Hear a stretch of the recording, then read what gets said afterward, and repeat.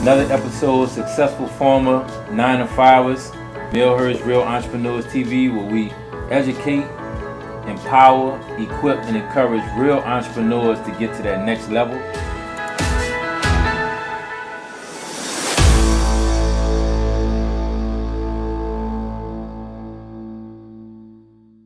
Real Entrepreneurs TV, thank you for joining us again. Successful Farmer 9to5ers, Real Entrepreneurs, where we help aspiring and current entrepreneurs get to their next level.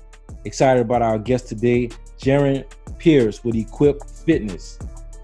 Personal trainer, gym owner, is going to share his story today on how he took the pivot from a job into becoming a gym owner, and also during this COVID situation, how on the business side they are pivoting and still remaining in position to bring cash in while we maintain in this time of uncertainty. Right? Morning, Jerren. How you doing?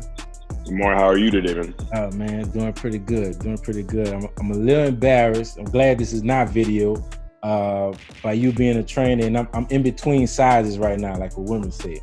I'm in one place and I'm trying to get to the next. So I'm probably gonna be one of your clients pretty soon. But so tell us a little bit about digging off into your story. Successful Farmer 9to5ers. So these are people that aspire to leave the position at the end to get to that next level, to achieve an opportunity or pursue a dream. So before you were a gym owner, were you involved with any type of job?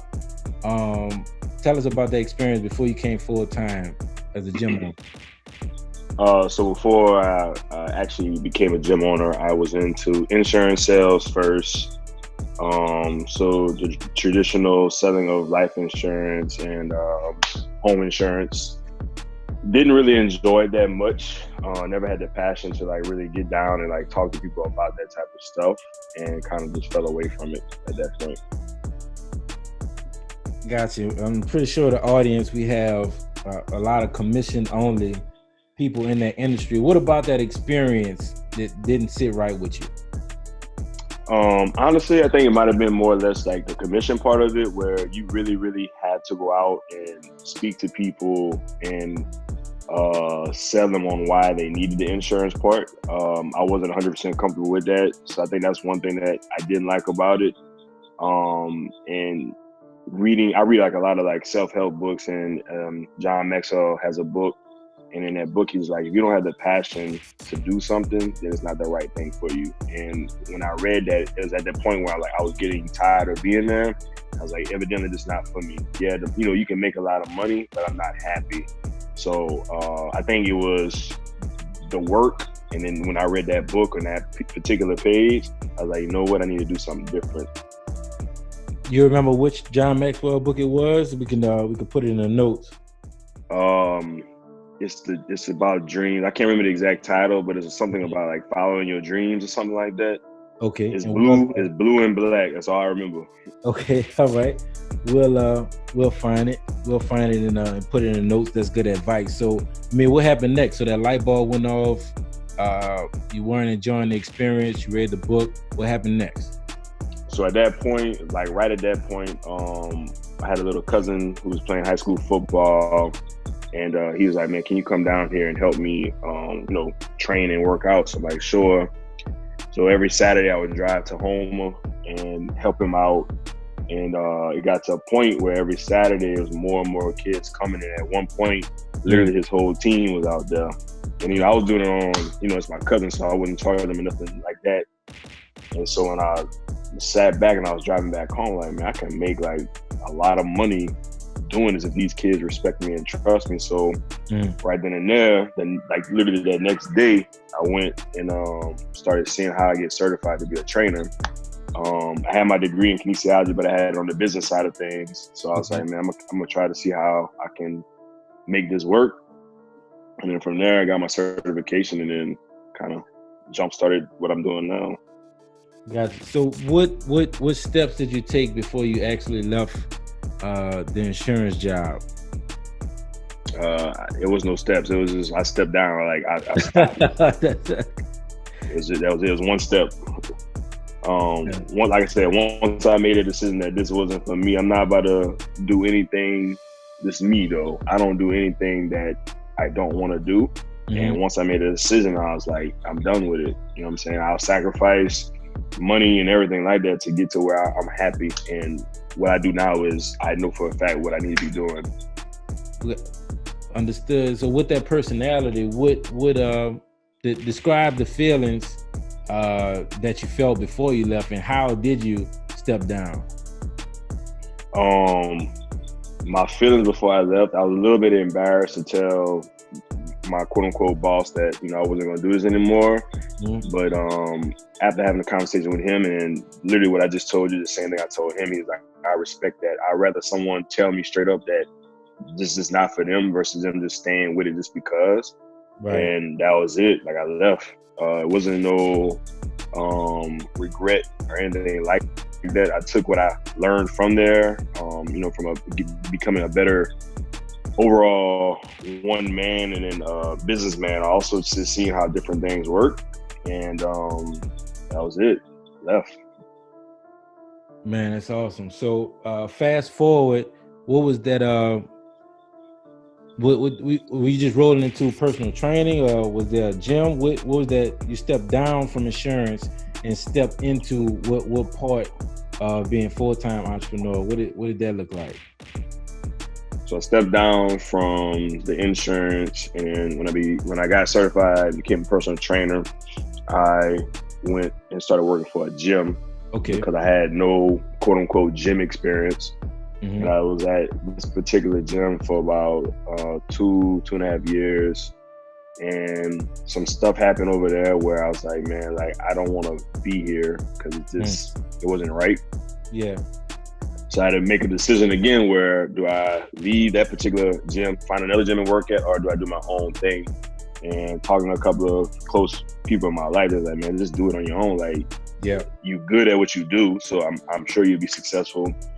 So I left. I had, when I left there, I had 2 clients. And so I was doing that, and I was just figuring out a way how to like bring in more clients. At the apartment complex I was living at, they allowed me to do boot camps. And from there, I literally, within 1 year, I got to a point where I had to hire a trainer. And 6 months later, I found a building, got into a building, which is Equip Fitness now, or it was Equip Sports Performance, but it's Equip Fitness now. And then this is where we had now, like 7 years later. Gotcha. I think that's good advice. So we at the checkpoint, kind of your journey. So leaving from insurance, stepping down, following the things you like, you would say is important. If you're not enjoying the position that you're in and you have a different passion, just find a way to leave and follow that passion. And then you join the gym. So that was you trying to learn more about the business? It was, yeah, the business part of it, but I think more or less the experience of working with people. I mean, if you really look at like training and personal training, everybody sees like, you know, I can give you a workout and you do the workout, but it comes down to like, how do you deal with a personality every hour? It's different personality. So you might come in there and you might be that person that you always happy. Then another person might come in the next hour and they like, not to say they're negative, but their work is so stressful that they're like down. So you got to realize how to protect your energy and then also bring their energy up. And then the next hour, it might be somebody with a whole different personality. So I think going to that particular gym, I've learned how to deal with like so many different energies, so many different personalities. And now I personally feel I can work with anybody and make them successful when it comes down to gyms. Yeah, so let's walk through that experience. So if I'm a teacher and my workout with you is at 6 in the evening, but I work, you know, from 6 to 5 p.m., right? So I'm pretty much tired once I get to you, like you just described. How do you get me in position to get our training started? I would, each individual is different one, but it's all about like, what's your what's your goals, what's your motivation, and what's your touching points. So through conversation, when you're dealing with people, you learn certain words that you can use to like motivate them, or even to a point of that pisses them off to a degree. So if you come to me and you like, man, I want to lose 100 pounds. Yeah. Cool. When you want to lose 100 pounds, you know, I got a beach trip coming in July. Cool. So if I feel like you're not working hard enough, I'm gonna make sure, excuse me, I'm gonna make sure every so often, I'm gonna throw that in your face. With like, you came here and you said you want to lose this weight. Right. I guess you're gonna be wearing a big shirt in July. You know, like just little points, and they're like, man, that is right. It's nothing offensive. You just you keep it in 100, as they say. You know what I'm saying? Mm-hmm. Right. So you use that experience to learn the business, more so on the personality side. But what about operations in a gym that you learn that most personal trainers overlook, or that you overlook, that you learn in the gym on the business side, operations, accounting, or marketing, advertising? What did you learn from that experience? I learned from the gym part of it that I was working. I learned a little, but it was kind of hands off. You're in there. Your main job was to whatever client you have. That's your job. Is to train them, and that was it. Mm-hmm. I'm a reader and I'm a looker. So I'll be seeing different gyms, different trainers, and then so the way I learned the business side of the gym was, one, just trial and error, and then the second thing, I have a mentor. And from there, there's, you know, you can ask so many questions and they'll help you out, as long as you're helping yourself, but right, they'll help you out when it comes down to like certain marketing tactics and stuff like that. A big thing is when it comes down to fitness and gyms, each market is different. So, you know, you take New Orleans, you take Baton Rouge, there's a little difference in it based on the type of jobs, the type of people, like all that changes. So that's another thing that as a trainer or as a gym owner, you have to also study too, your demographics when it comes down to that. Okay, and that was something you learned from reading, or you learned that from the gym? There was a certain type of clientele that came by design. How did you learn that? That was from reading, and also my mentor. My mentor is in California, but inside of his mentorship group, there's trainers across the world. Mm-hmm. How did you find him? That's a long story, but Twitter, basically. I'll just send some of it and say Twitter. Yeah, that's good, because I mean, Real Entrepreneurs TV, we are no excuse zone. So for the person that's in the job, that has some other passion, that is wanting to take that leap, I think your blueprint they can kind of mimic. So first of all, find out what that is and follow that, and try to find some type of way to monetize it so you can leave that job. And then you have to learn that business. What about it that you don't know that you need to learn? And finding a mentor, I think is crucial. So how did that mentor kind of help you cut the learning curve of things that other personal trainers probably had to learn the hard way? Honestly, he and the whole group is transparent. So if it came down to, like, for example, if you have a talk with him on the business side of it, his first question is, what's your numbers? And so he wants to know financially, like, how much you bringing in, how much you losing, how many clients you have. Like, he wants to know detailed every number, because as a business owner, and it comes down to that type of stuff, you should know where your numbers are. And that was one thing I didn't know. Like, when he asked me that question, I was just sitting there, I'm like, you know, I know I have this much in the account. He's like, that's cool, but like, how much did you make? And then how much did you lose off the top of stuff you made? So little things like that I started paying attention to. And then as I've matured and as I've grown, I've realized, like, this is the most important thing, because it's cool if you're making, for an example, $10,000 a month. That's cool. Sounds like it's good. But if you're making $10,000, but then you're losing $9,000, then technically you only got $1,000, which ain't nothing when it comes down to running a business. So little things like that, I started kind of like paying attention to. And from there, I've, you know, grown and saw the differences that I made in the gym business. I think that's pretty big. So that mentorship, learning from that transparency, financials is key. So what else is it that you kind of get from that mentorship? From that, you learn the rest of the business side of it. So, you know what I'm saying, from any business side, there's skills that come along with it. So developing your skills from a personality standpoint, you know, in a gym business, you have to be kind of open and energetic. So learning that from him, learning different tactics when it comes down to training, different tricks. What works for you might not work for another person. So, you know what I'm saying, if you can't do a push-up correctly, how do I teach you how to do push-ups correctly? Like little things like that, you know, a lot of, I'm not bashing anybody, but some trainers are out there and they just making money, but they're not really helping the individual.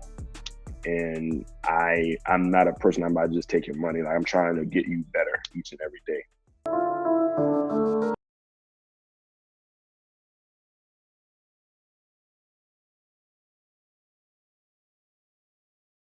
Good stuff. And remember, Real Entrepreneurs TV, this is Jerren Pierce with Equip Fitness. And where is Equip Fitness? Equip Fitness is downtown New Orleans, 1029 Aretha Castle Haley. Good stuff. COVID-19 is happening in the midst of this interview right now. So out of all of the lessons that were learned from leaving an insurance company, learning to work with people and operations, learning your financials from your mentor, how are you pivoting with the COVID-19 to keep the business going? Every day is a learning curve for this because it's something that no one expected. So my main focus now is figuring the best way to do as much as that I can do virtually or, you know, via internet. So now, like trying to, what's the word I'm looking for? Perfect Zoom, perfect Skype and all that type of stuff now. So I can do business calls, but then also like the training standpoint of it also. It's a learning curve, but I'm willing to learn and try to perfect it based on what's going on right now in the world. Is the mentor any help with that, or is he what's his position right now? Yeah, he's doing the same thing. Obviously, he has a lot more experience when it comes down to the gym side, so there's a lot more people that work with him, but he's in the same ball game too. So now his main focus is doing as many Zoom calls from a personal training standpoint, group fitness, like everything. Gotcha. So it's still something always to be learned. So just to circle back real quick, the decision to leave that insurance company, what did support look like? Was it just you motivating yourself, or was there others around you that kind of supported that decision? My family's around me the whole time, 100%. Family, close friends. So, I mean, I feel like any decision you do, you should have at least one person that's going to be behind you and going to tell you that this is the right thing or not the right thing. But they all believed in me and just kind of went with it.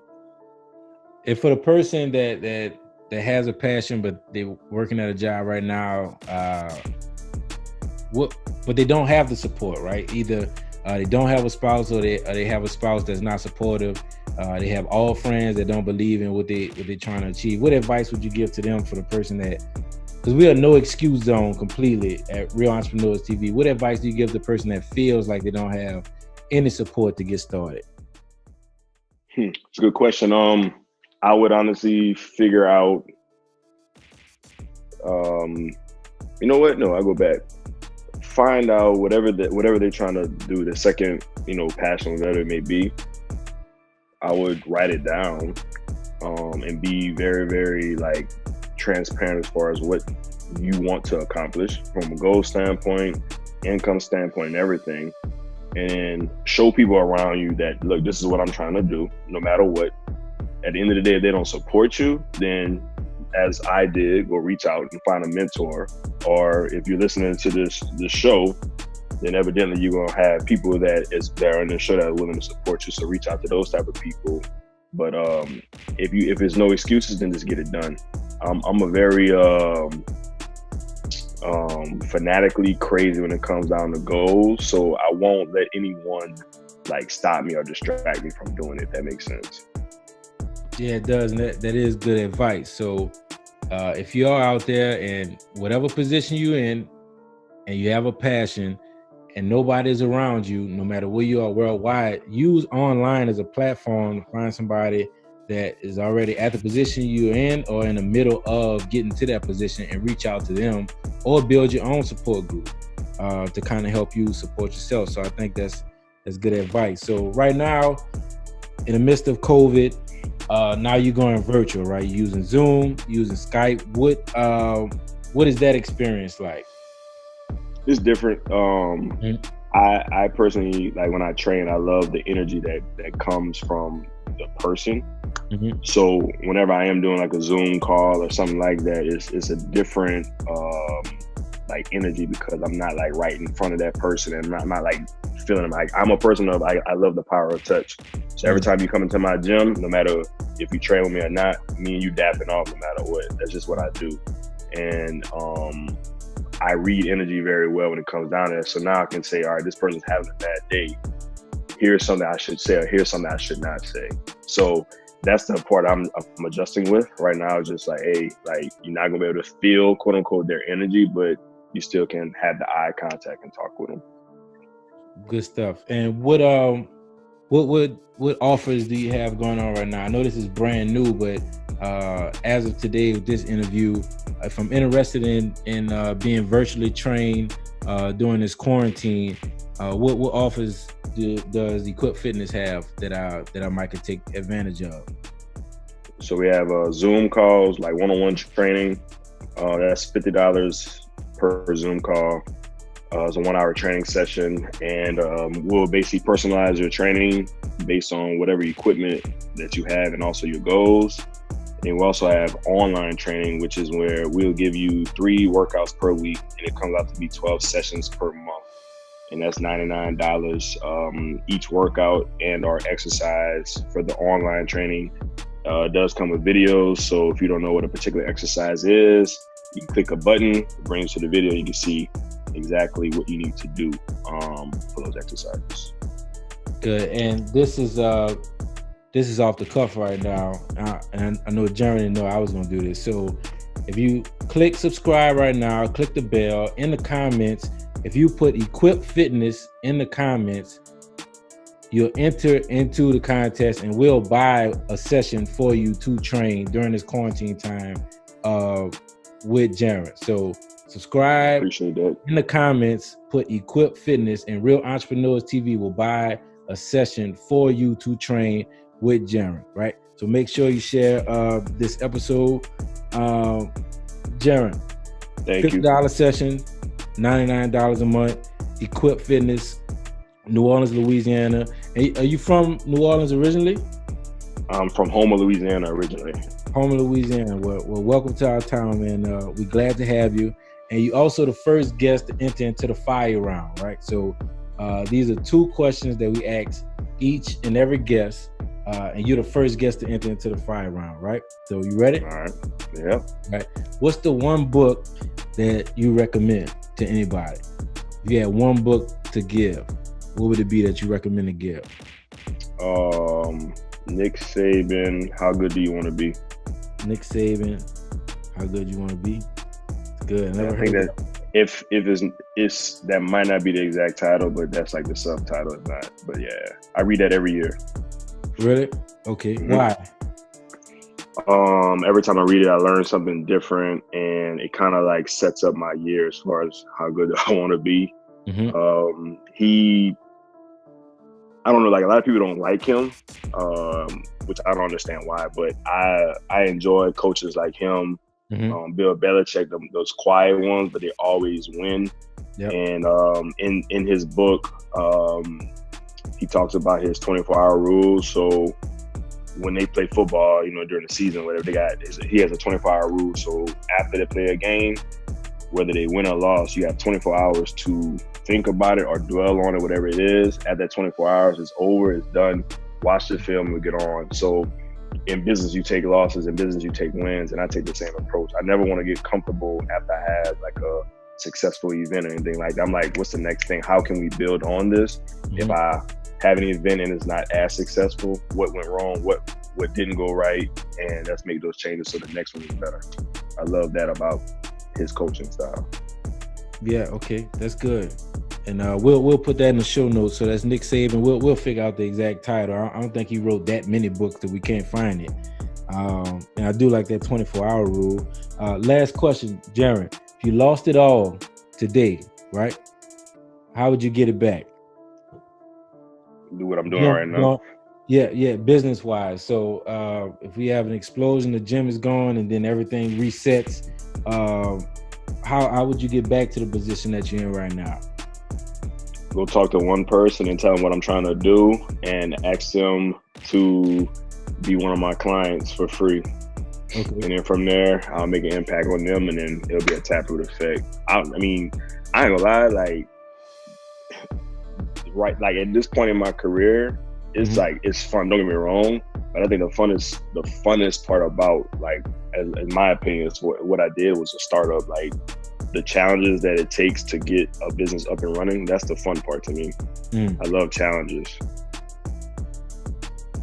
Good stuff, man. Jerren Pierce, Equipment Fitness, New Orleans, Louisiana. How do people get in touch with you? Hit me up on Instagram. It's who_me_JP. Always on there. Okay, and what about Equip Fitness? We got a website. Oh yeah, Equip Fitness. Everything is equip.fit. The website is equip.fit. The IG handle is equip.fit. Equip.fit, and that's where we go to get the session and sign up for the service. Yep. Okay, Real Entrepreneur TV. Don't forget, click subscribe. In the comments, put Equip Fit. You're qualified for us to pay for your session. So your session will be free with Jerren Pierce and Equip Fitness.